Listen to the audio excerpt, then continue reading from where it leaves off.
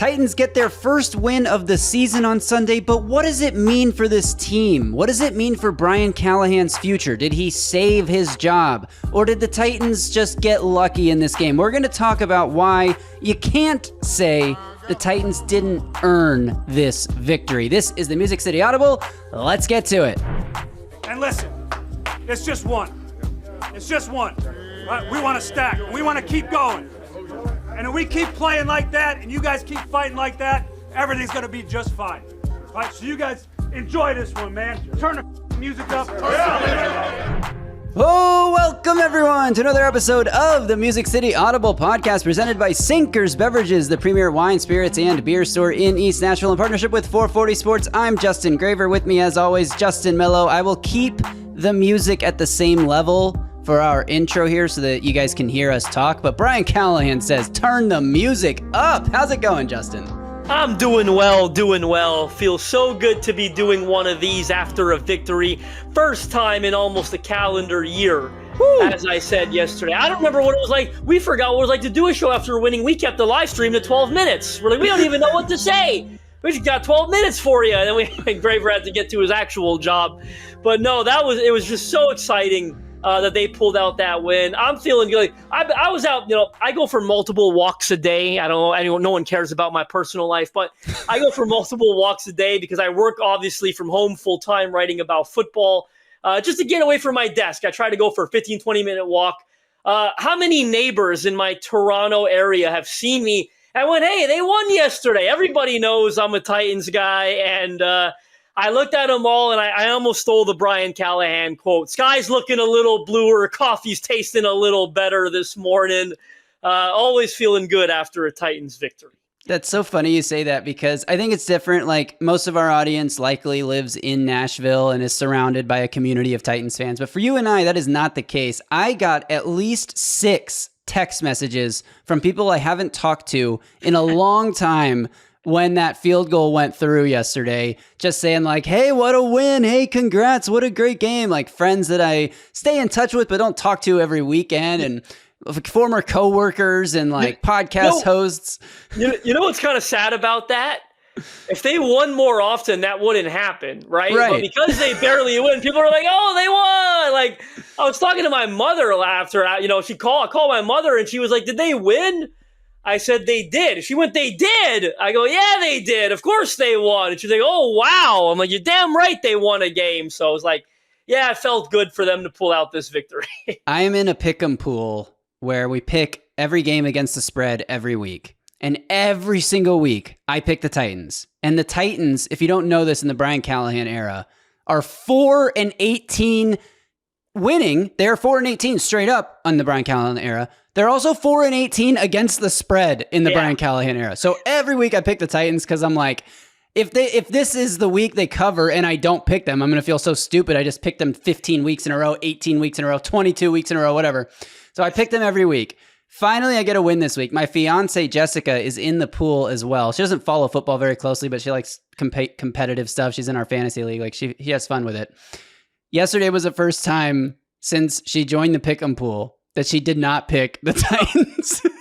That's grounds to call the wedding off, I think, in my opinion. I mean, how dare she backstab you like that? I'm just so glad Jessica was wrong. I'm so glad the Titans got this win. And now we can talk about it a little bit.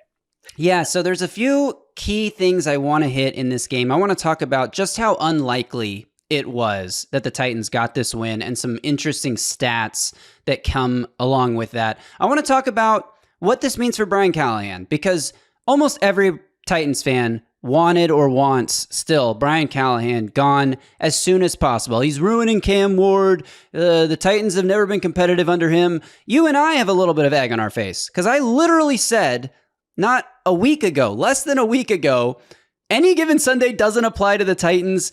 Even bad teams beat get wins that they're not supposed to get from time to time. It never happens with the Titans. It happened once last year with Houston. That was a win they weren't supposed to have. And it happened yesterday. They were 7.5-point underdogs. That's a huge spread, over a touchdown spread. So for them to win that game, Not only is it improbable just because they were huge underdogs and they've been really bad, and everything we saw the first 4 games told us they can't win a game like this. Then they go down 21-3. It's a 21-6 halftime lead for the Cardinals. It's like this game's over. You get into the third quarter, and the third quarter's ticking away. It's still 21-6 at the end of the third quarter, Justin. 21-6. 15-point fourth quarter deficit. And they come back and win this game. It's just so improbable that this Titans group. So what does that mean for Brian Callahan? We'll get into that. And then finally, I want to talk just about what the expectation level is for this Titans team for the rest of the season. And also, Cam Ward, the Cam Ward conversation is part of all of this, of course. It applies to everything. But let's start with some stats. So Easton Freeze tweeted this out, put it in an article for A to Z Sports that I encourage everyone to read. It felt like a switch was flipped. And I think the play that did it, if I had to pinpoint one play, not that one play flips a switch, but I feel like the deep completion to Calvin Ridley on 3rd and 10, down the middle, up the seam, was sort of the play that sparked this Titans offense and woke everybody up. And I have a full breakdown out, 12-minute breakdown of 6 of Cam Ward's best fourth quarter throws up on the channel right now. If you haven't seen it, go watch that. It's been a while since I broke out the film breakdown stuff because the Titans have been so bad it's not worth breaking down, and nobody wants to watch me break down a film of why they're bad. So broke some of these plays down, but I think that Cam Ward to Calvin Ridley connection sort of ignited them, because on the Titans' first 9 drives, excluding the one play kneel down drive before halftime, first 9 drives, Cam Ward goes 8 of 20 for 72 yards. It's a horrific day. He's on track for another terrible completion percentage, only 72 yards on 9 drives. The Titans offense can't string anything together. They have 3 straight 3-and-outs in the third quarter when it's like the defense finally gets some stops and the offense just can't respond at all. But on the last 3 drives, Cam Ward goes 13 for 19 for 193 yards. What a turnaround for the Titans quarterback. I want to talk about the first drive a little bit, if you don't mind. The one that you just alluded to that had the Calvin Ridley completion. It came right after the DeMercado fumble. I guess it's a fumble. I don't know what else. The would-be touchdown fumble. That would have made it 28-6 and ended the game right then and there. We all know that was handed to the Titans on a silver platter. But, and again, not taking it, we know the Cardinals choked this game away. Not saying that they didn't. But the Titans still had to take it. I found something that Jonathan Gannon said after the game really interesting. And part of it's probably him defending his guy a little bit, but it's still true. He said after the DeMercado fumble, they got the ball to 20. They still had to go 80 yards to score, and he's holding his guys accountable. And they did, and we let it happen. So yes, the DeMercado fumble was a huge break. But the Titans could have taken that ball and gone 3-0. Titans have had other breaks this year where they did absolutely nothing with it. Remember in week 1, the Broncos fumble a punt return. They fall on it in field goal range and end up punting because they take a couple sacks, right? The Titans could have done absolutely nothing with that possession. They go 80 yards in 7 plays and score a touchdown that, they miss the extra point. They don't go for 2. Everyone's criticized them. They're down 9. But it made me say, maybe this thing is still alive, right? After a play like that, you never know what could happen. And obviously, that was before, obviously, the Lockett interception thing. But this drive specifically, 7 plays, 80 yards. 1st and 10, 13-yard completion to Alec Manor. Immediately. That is the first play of my film breakdown. Continue. First play of the film breakdown that's on YouTube right now, right below this video if you're watching this one currently. 13-yard completion to Alec Manor. You get yourself out to the 33. You feel like the drive's got some life. Well, you get a couple incompletions in a row. One of them, I believe, you'll know better than me because I haven't watched all of the all 22 yet. The next one, I think, went incomplete to Gunnar Helm. He dropped that, right? That was the one that went right off his fingertips. He's trying to turn up field before he secures it, and he drops it. Very uncharacteristic of Gunnar Helm, who I don't know. There was a stat about how many drops he had in college, and I might be wrong, but wasn't it 0? Point is, it happens to everyone, right? It happened to Gunnar Helm, and now he's trying to turn upfield. You can see his head turn before he secures the ball. He's trying to get upfield, pick up yards after catch. He drops it. Well, 2nd and 10, it goes incomplete as well. 3rd and 10, again, Titans, we've talked about a lot. 3rd and long, it's been their Achilles heel. It's every team's Achilles heel, but they're in 3rd and long more than any other team in the NFL. So it's really been their Achilles heel. 47-yard completion to Calvin Ridley up the seam. It is a beautiful, gorgeous throw. One of the best Cam has made this year. Certainly one of the best. I mean, it reminded me of the ones that excited me in the preseason, in all honesty. If you haven't seen the All-22 of it, check out Graver's film breakdown. It's obviously featured there. And I know you want to talk about it, but then the next one, the very next snap, you give Gunnar Helm an opportunity to make up for it, and he makes one hell of a catch down to the 1 yard line, I believe it was. He's going out of bounds. He secures it. He survives the ground. He gets 2 feet in. Beautiful, beautiful stuff. Tony Pollard caps it with a touchdown. They're now down 21-12 after the extra point debacle, but there's like 10, 11 minutes left in that fourth quarter. You're like, hey, maybe we can get 2 possessions out of this and complete the unthinkable. Yeah. On the seam throw, you said it reminded you of the preseason. I thought you were going to say it reminded you of Cam Ward in college. What did Eric Morris tell you, Justin, on that Zoom you did? Yeah. He said, this guy throws the seam ball better than any quarterback I've been around. And if you follow this podcast, you know this. It's familiar to you. It was included in some of my Cam Ward videos, during the draft season. We've talked about it a few times. But if you're new to the show, Eric Morris is currently the head coach at University of North Texas. He was the head coach at Incarnate Word when Cam Ward was being recruited. He was the only coach in the NCAA to offer Cam Ward a spot, a scholarship out of high school. He then became the offensive coordinator at Washington State. Cam Ward followed him there. He was Patrick Mahomes' offensive coordinator at Texas Tech. And Eric Morris said Cam Ward throws the seam ball better than anybody. And as you said, he said that to me on a Zoom call that I did with him. And if you haven't read that article, Google right now, Titan-sized Eric Morris, and it'll come up right away. I had a really long, phenomenal conversation with Eric Morris. That's where I included that quote in that story. And boy, that was a gorgeous, gorgeous seam ball. But I thought of that Shane Steichen quote after, because a lot of people talked about how the Cardinals gave this one away. Absolutely, they did. I mean, it was it was like an epic proportion of just choking a game away. But Titans still had to go 7 plays, 80 yards after that drive. That's what they did. And then the Titans forced the defense, who we haven't talked about enough. No one's talked about enough. They forced a 3 and out to get the ball back immediately. And then we get the next drive, which is another 7-play scoring drive that I believe went 61 yards. Didn't have to be quite as long, but ends up going for 61 yards. 8 plays, but yes, and that's the one that ends in a tipped ball fluke interception where Cam Ward might have had Calvin Ridley in the back left corner of the end zone. Yeah. Obviously, we'll never know if that pass would have been completed or not, but it gets tipped on a really Herculean effort play by the Cardinals defender, who's not that close to Cam Ward, but jumps up in the air with both hands up and is able to tip the pass from a pretty decent distance. It wasn't like he was closing in on Ward and tipped it at the line. Like, that was a hell of a play by the Cardinals defender. The other Cardinals defender, the one who actually caught the ball, not a hell of a play, a hell of a mistake to not. My favorite part about the 3 fumbles that the Cardinals committed in this game is that none of them were forced. The Titans defense, or offense in this case, did not go up to a ball carrier and punch the ball out or rip the ball out or strip the ball carrier in any way. One of them bounces off Kyler Murray's face mask. One of them, Amari DeMercado, finger rolls into the end zone like he's on a fast break in the NBA. And one of them, the player intercepts the pass, takes 3 steps, falls to the ground, and just drops the ball. So there's definitely some fortune in that. And I want to talk a little more about how unlikely it is for the Titans were able to get this win.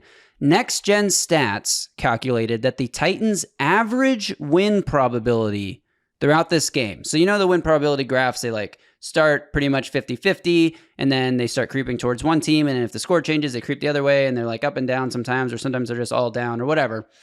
They take the average. Titans' average win probability throughout this game was 12.1%. At one point, it was down to 1.8%.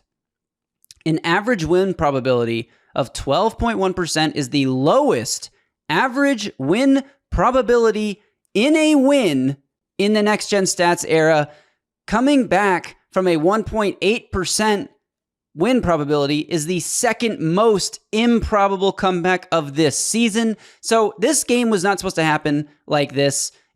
When a game is in the situation that it's in, it takes a team like the Cardinals completely melting down for the Titans to even have a chance. But back to what I said in the intro, and back to the point that you're making right now, if you say the Titans didn't earn this win, you don't know what it means to win in the NFL. You don't know what it means to be a team that has struggled for 10 consecutive losses, for a team that consistently has folded in fourth quarters. The Titans, as you said, they had to drive down the field 80 yards and get a touchdown. They had to drive down the field 61 yards and get a touchdown. And then they had to drive down the field to get a game-winning field goal with a minute 53 remaining and one timeout, with a rookie quarterback, and again, an offense that has consistently just died in fourth quarters. They put those 3 drives together back to back to back. So you can say the Cardinals gave this game away, but I think we had a YouTube comment actually that summed this up really well on yesterday's live stream. The Cardinals didn't give the Titans the game. They gave the Titans an opportunity to win the game. The Titans still had to seize that and capitalize on that opportunity and make the plays on offense, because you and I were tweeting on the timeline, not direct messaging, not in chat groups. On the timeline, you were saying the Cardinals Jacoby Brissett could play the rest of this game. The Cardinals could play the rest of this game without a quarterback, and it won't matter. And I replied the Cardinals could kneel it 3 times and punt on every drive for the rest of this game, and it won't matter. The Titans offense can't do anything. That was the feeling through 3 quarters of this game. And then the offense just woke up and seized it. So they did go earn that opportunity. They kept fighting. They kept believing. And we owe them a lot of credit for that. So I don't want that to be glossed over. And on that note, while I'm giving out stats, since the year 2000, there have been 2 NFL rookie quarterbacks to win a game in which they trailed by 15 or more points in the fourth quarter. Those 2 quarterbacks are Vince Young and Cam Ward. So pretty improbable, pretty incredible. Like, as much of a choke job as it was by the Cardinals, it was also a huge win by the Titans. What happened? The Monday night Will Levis, Mike Vrabel Dolphins, were they not down 15 in the fourth? That's funny, because I thought they were down 14, but they went for 2 to score 15 so that they could win by 1. Correct. Sorry. I was like, wait a second. What about Will Levis? That's pretty... That was also a historic comeback, because I think it was like the first team to win a game that was trailing by 14 with 3 minutes, like the least amount of time left to win to come back 14 points. But somebody else beat that recently, and I can't remember who it was. It doesn't matter. Yeah, just highly improbable win. And I want to talk about what it means for Brian Callahan, because, like I said at the beginning, a lot of Titans fans want Brian Callahan gone. Get him the hell away from Cam Ward. You and I were the ones saying that as well. And, like I said last week, we didn't think a Brian Callahan coach team had this in them, because they'd never shown it before. Outside of that one Houston game, maybe. But even that was a little different. And I don't know that this necessarily saves Brian Callahan's job. This is, like he said in our intro that we played from the locker room celebration, it's only one, right? This is only one game. But if the Titans can put something together here, there are winnable games on the schedule. Now, there's not a ton that stand out as should win winnable games. And even the ones that I'm going to say, you might say are not should wins. They are next week against Vegas. They are against the Browns and against the Saints towards the very end of the season. Now, the Browns have a very good defense, and who knows what the quarterback situation will look like. They've been pretty competitive in all but one game this year, all but the Ravens game. They've been at least competitive. They beat the Packers. They were, a Carson Wentz 2-minute drill away from beating the Vikings in London. They've played really good football at points, but they've also not done a good job of winning those games. So, winnable game. The Saints, we saw them beat the Giants. The Saints may be getting better, towards the end of the season under a first-year head coach themselves, but also, talent-wise, we know that we're not expecting the Saints to be good. So those are winnable games. That doesn't mean the Titans are going to win all 3 of those and come out of the season 4-13. And if they are 4-13, it's a step forward technically from last year, but it's not at the threshold that we think is required. Not that wins and losses are everything. What we really need to see is the fourth quarter translate to how the Titans play football for the rest of the season. That's what we need to see. Right, because they still did a lot of things wrong, certainly in those opening 3 quarters, right? Dumb penalties, questionable coaching decisions, couldn't move the ball at all offensively. A lot went wrong early. I want to talk a little... sorry, go ahead. I was just going to say, something that changed in that fourth quarter wasn't just Cam Ward getting slightly more accurate with balls that in the first 3 quarters, maybe they were catchable. In the fourth quarter, they were perfectly on frame and very catchable. Like, it wasn't just that Cam Ward got a little bit better in the fourth quarter. Everybody got better. Everybody, like, players started making plays. And I think that's the biggest difference is, like, I'm not trying to excuse Cam Ward because he definitely had some misses and it was not his best game of the season by a long shot. The first 3 quarters maybe were his worst game so far. Maybe, I don't know. That pick 6 against the Colts was pretty bad, but the first 3 quarters were not good. But I do think if the guys around him were making plays the way they were in the fourth quarter and not just catching passes that they should catch, but making like Chigaquanko, making a guy miss and getting upfield on a play that looked like it was a 4-yard gain and he turns it into a first down, like guys making plays. If they had done that for 3 quarters, it would have looked like Cam Ward was playing better if the guys around him were playing better. And not all of them were easy. The Gunnar Helm one that came after the Calvin Ridley shot up the seam, that's a difficult play to make, right? Like if he didn't make it, I don't think any of us would have been stunned that he didn't make it, right? Even the play that won the game on that last drive, essentially, the Cam Ward to Calvin Ridley connection, he should have caught it and he did, but it wasn't the easiest catch in the world, right? Like he certainly had to extend over his shoulders. Like it was a difficult catch to make per se. I want to talk about that last drive just a little bit. It goes down in the books as I think an 11-play drive, but there's like 3 knee downs at the end to just set up the field goal. So really it's about a 7-play drive before Joey Sly kicks the field goal. I think I said this on the live stream yesterday, but I'm going to double down because my opinion hasn't changed. All the flukiness that happened before, the Demercado fumble, the Kyler Murray off the face mask fumble, the Tyler Lockett touchdown recovery in the end zone, I don't care about any of that.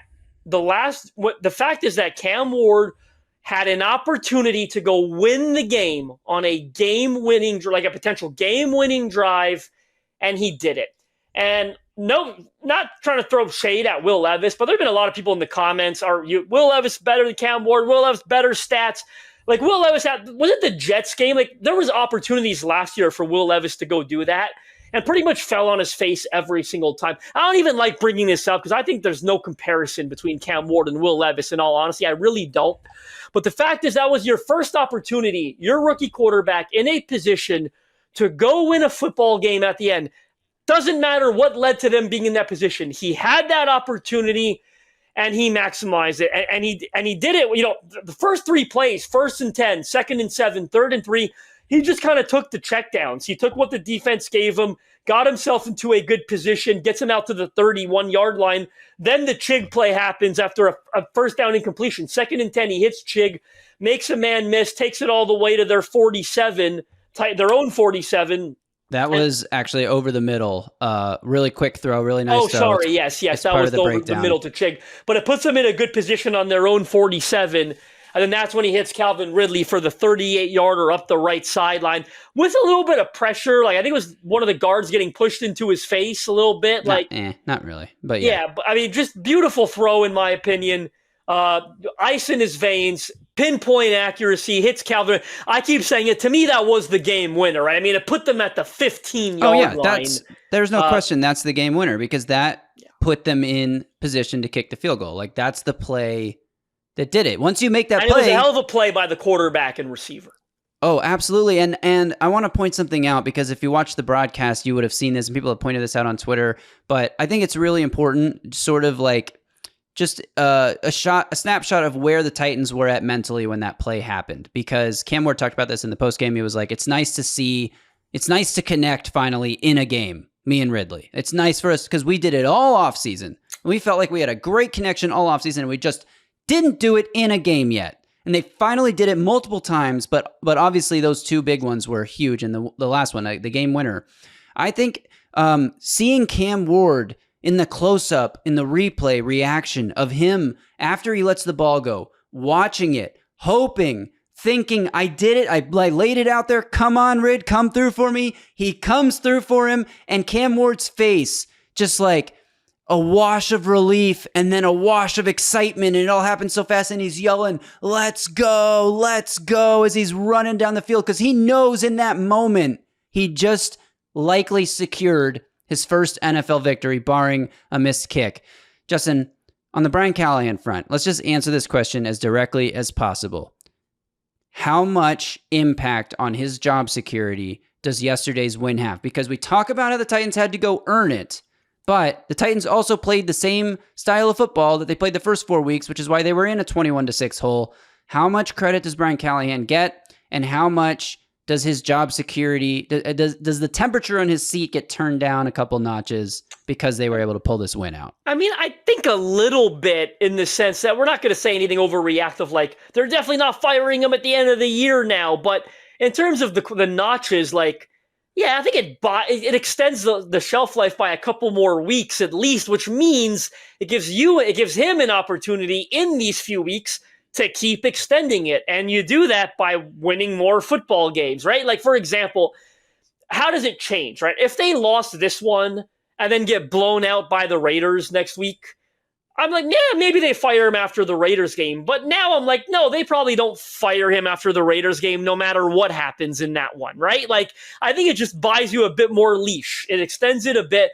Now, if they get embarrassed by the Raiders and then embarrassed by Mike Vrabel and the Patriots in consecutive weeks, because the whole Mike Vrabel thing, I think it's back on the table right there on that Monday, right? But I certainly think this probably extends the shelf life for at least another few weeks. And again, that's not saying it's inevitable in a few weeks, because you can keep extending it, right? You keep playing well, you keep winning games. Maybe it becomes a new conversation at some point. It's up to him to earn that. Right. I totally agree with that. But there is definitely a world where Titans lose to a bad Raiders team, Titans get blown out at home to Mike Vrabel's Patriots, and we look back on week 5 as insane aberration, a total outlier that required the opponent to completely melt down in the most epic fashion we've seen in a long time. If that happens, then the conversation's back on at what point does he get fired? Because it's going to happen. It's going to happen. However, if they go beat a bad Raiders team, if they're competitive against the Patriots, win or lose, just be competitive at home against the Patriots, then we're talking about giving him the rest of the season, and we'll evaluate him. And there's part of me that's like, don't fall for it. Like, we know one game where the other team was horrible doesn't change the previous 21 games. And we had moments like this with Will Levis last year. Like, I just scroll through our recaps from last year and just look at the titles. And it's like, Will Levis, don't give up on Will Levis yet, is like a week 6 or week 7 podcast. It's like, okay, he was bad for a long time, but then he was good for one game. And now we're like, oh, is he good now? And then the rest of the season happened. It's like, no, he's still not good. So there's definitely that side of it. But I want to believe that he can figure this out, that the team can figure this out, that fourth quarter does mean something, that fourth quarter does ignite something, that the mental aspect of the game, that the ability to play with the belief that you can win versus the hope that you can win, or versus this psychological obstacle of, we got to get this monkey off our back. We got to find a way to be good in the fourth quarter and not collapse. Like, going into a game with that approach versus going into a game with this in your back pocket, I really do think there's a psychological element to it that can help this team. Now, it's up to them to go actually put that into play. And the biggest challenge that they have, shout out to Paul Kaharski for this tweet, the last time the Titans won consecutive games was mid-November. Yeah, everyone will remember this game if you're a Titans fan. Mid-November 2022, the last time they won a second game in a row was the Packers Thursday Night Football game, where Treylon Burks looked like a real NFL player. And Todd Downing, I believe, got a DUI after that game. Yep. And then the Titans were bad since that moment. Literally since that moment, the Titans have been one of the worst teams to end that year and missed. Yeah, they lost what? 7? Mike was it 7 in a row? Sorry, 7 in a row they lost. I believe it was 6 or 7 for sure. And then the next year, Mike Vrabel's 2023 Titans went 6-11, never won 2 in a row. Obviously, Brian Callahan's 2024 Titans never did it.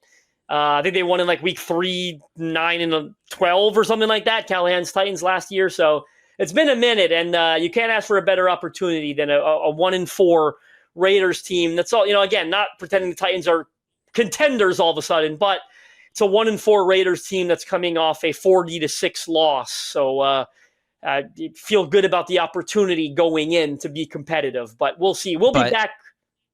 Well, what I'm worried about is that Brian Callahan won a game against Houston last year and then didn't win again for the rest of the season, right? Is that right? Or did they win one more last year? Regardless. No, they get a win. That was it, I think. They get a win, and then this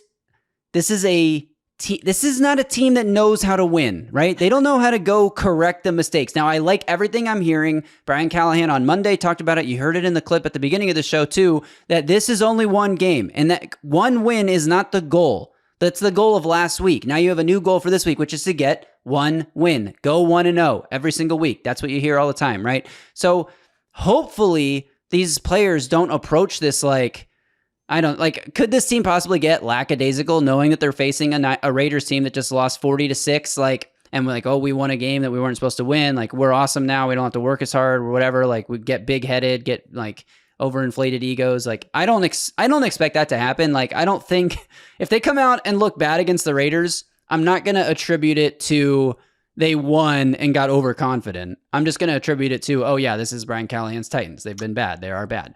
But I am cautious of this idea that they don't know how to win 2 in a row. They don't know how to act after a win in the way that is best for them. You know, we're going to end it on this note because there's some other things I want to talk about tomorrow. But I think what I'm most optimistic about is that this could flip a switch for Cam Ward. You know, that fourth quarter was so big, so important to his confidence. I said it yesterday. He looked like he had fun, and I think he wants to keep having fun.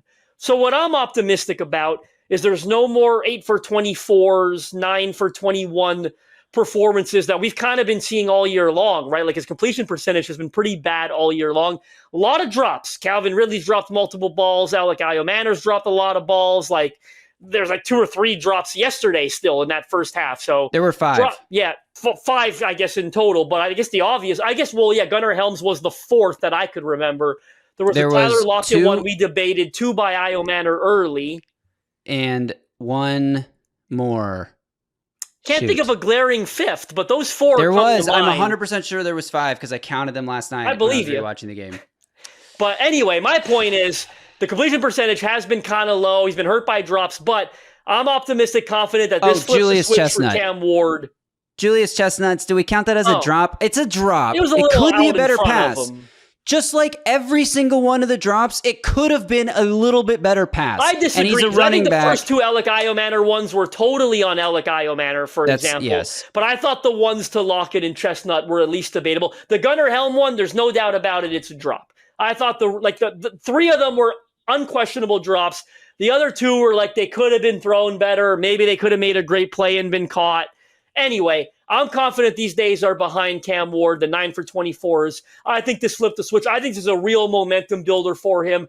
Can't wait to see it again on Sunday against a Raiders pass defense that's really struggling. But we got a lot of show to go before then. You want to say one more thing before we get out of here? Yeah, I got a closing point here, and I think this is what we'll leave you with.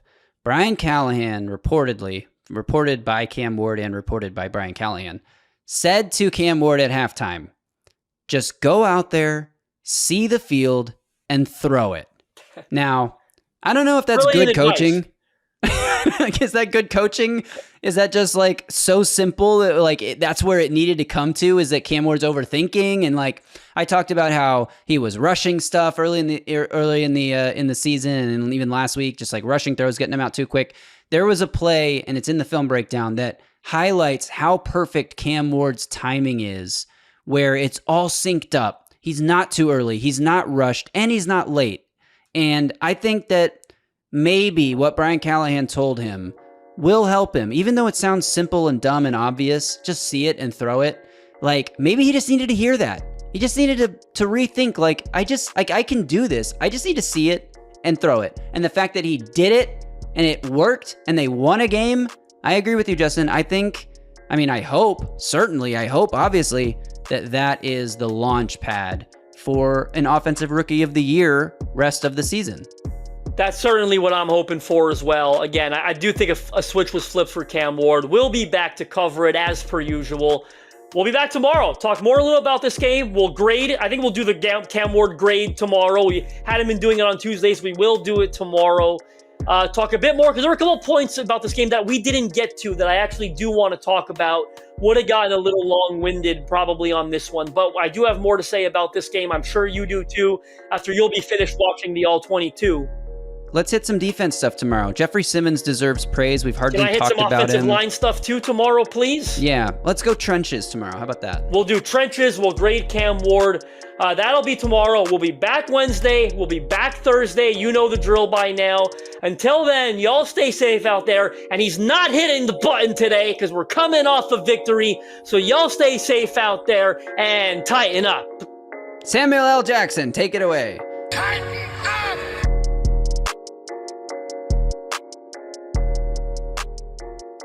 A Broadway sports media production.